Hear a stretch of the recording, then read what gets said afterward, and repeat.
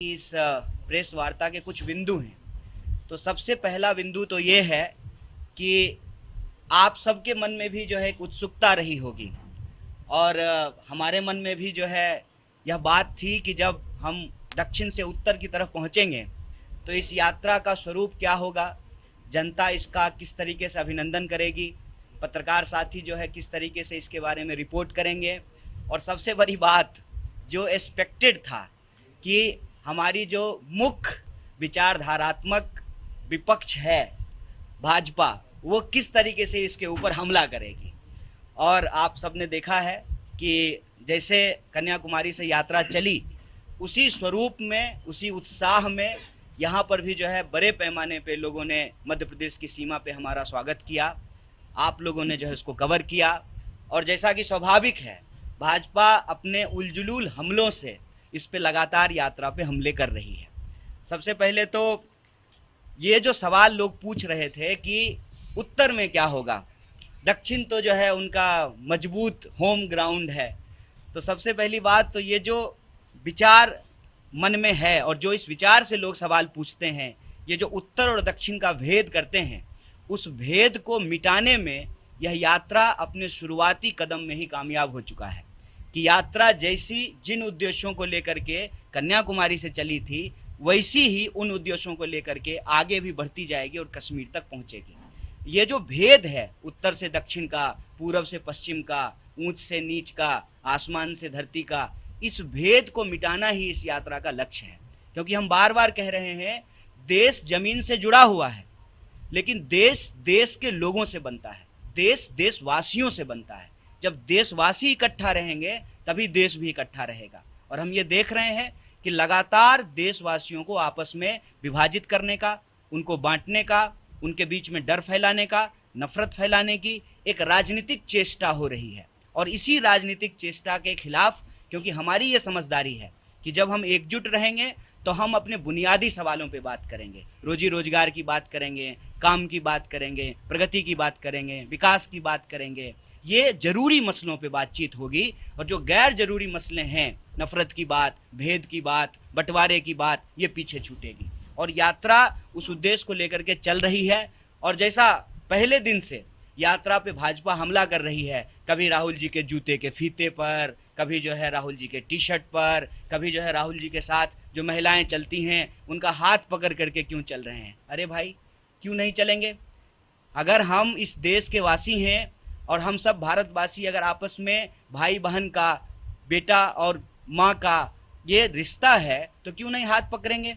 लोग जो है सहारे को महत्व देते हैं। हमारी संस्कृति में, भारतीय संस्कृति में कहते हैं कि बेटा और बेटी जो है बुढ़ापे का सहारा होते हैं। जब देश एक संकट से गुजर रहा है, महिलाएं असुरक्षित महसूस कर रही हैं, इस देश में रहने वाले नौजवानों को लगता है कि रोजगार की सुरक्षा उनको नहीं मिल पा रही है, तो वो आकर के जो है राहुल जी का हाथ थामते हैं, राहुल जी प्यार से उनका हाथ थामते हैं।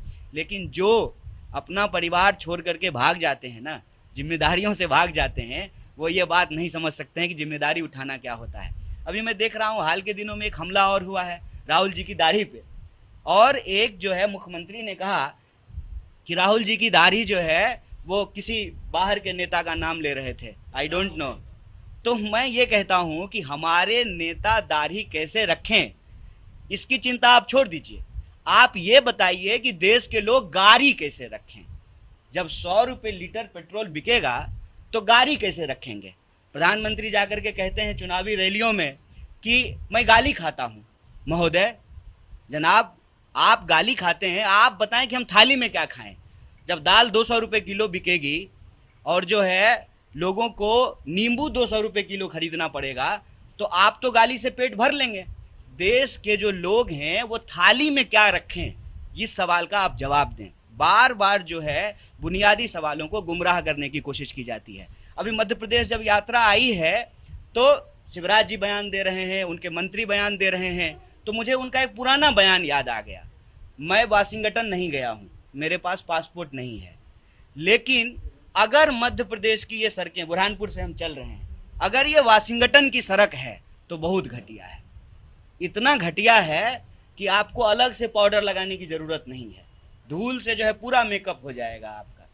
इतनी खराब सड़कें और आप लोगों की स्थिति देखिए, लोग जो है गरीबी में जीने को विवश हैं, आदिवासियों से जो है उनका हक और अधिकार छीना जा रहा है, नौजवानों के पास रोजगार नहीं है, किसान आत्महत्या करने को विवश हैं। पीछे कई किसानों ने कहा कि सोयाबीन की खेती के चलते वो तबाह हो गए हैं, क्योंकि सोयाबीन का उनको दाम नहीं मिलता है, कपास का दाम नहीं मिल रहा है। तो ये मध्य प्रदेश के बुनियादी सवाल हैं और भारत जोड़ो यात्रा अपने इसी पवित्र उद्देश्य को लेकर के चल रही है कि किसी भी सूरत में भारतीय राष्ट्रीय कांग्रेस ने देश को जो आज़ादी दिलाई, जो संविधान प्रदत्त अधिकार लोगों को दिलाए, वो किसी भी कीमत पे जो है छीनने नहीं देंगे। देश में नफरत नहीं फैलेगा, हम एकजुट रहेंगे और एकजुट देश की प्रगति रोजी रोटी कपड़ा मकान शिक्षा स्वास्थ्य सड़क बिजली पानी के सवाल पे होती है। इस सवाल पे सरकार की जवाबदेही तय की जाएगी और इस यात्रा की एक खास बात है कि हम अपने मन की बात नहीं सुना रहे हैं, ये हमारी पार्टी और हमारे नेता का कैरियर का सवाल नहीं है। इस देश के अंदर 45 साल में जब सबसे ज़्यादा बेरोजगारी है तो उन नौजवानों के कैरियर का सवाल है। इसीलिए यह यात्रा जब कन्याकुमारी से चली थी तो ये भारतीय राष्ट्रीय कांग्रेस के लिए उत्सव था। अब जब यह यात्रा 2000 किलोमीटर से ज़्यादा चल चुकी है और हम सतपुरा की पहाड़ी की उस तरफ से सतपुरा की पहाड़ी के इस तरफ आ चुके हैं, तब ये यात्रा उत्सव से महोत्सव बन चुका है। इस महोत्सव में आप सब भी किसी न किसी रूप में शामिल हैं।